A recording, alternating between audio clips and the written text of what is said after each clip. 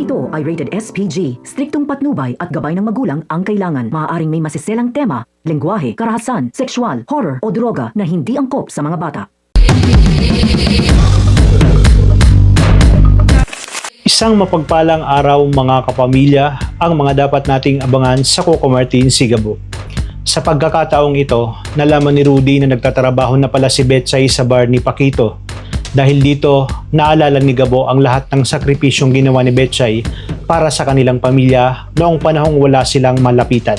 Kaya kahit mabigat sa loob ni Rudy, hindi na niya ito pinigilan. Niyang sawa na si Betchay sa hirap ng buhay at gusto na nitong magkaroon ng mas maayos na kinabukasan.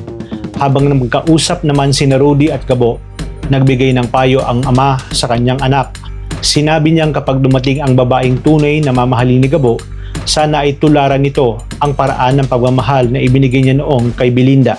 Isang pag-ibig na tapat at handang magsakripisyo sa kabila ng lahat. Ngunit sa pagbanggit ng pangalan ni Belinda, muling bumalik ang matinding sakit na matagal nang kinikimkim ni Gabo.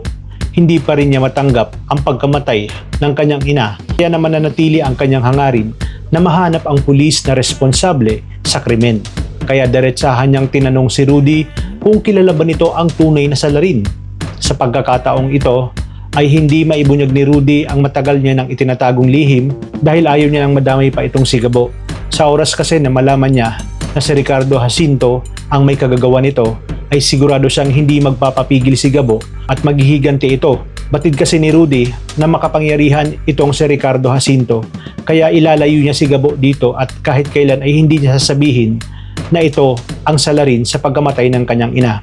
Ngunit matatanggap kaya ni Gabo kapag nalaman niya pa sa iba na ang pumatay pala sa kanyang nanay ay walang iba kundi si Ricardo Jacinto.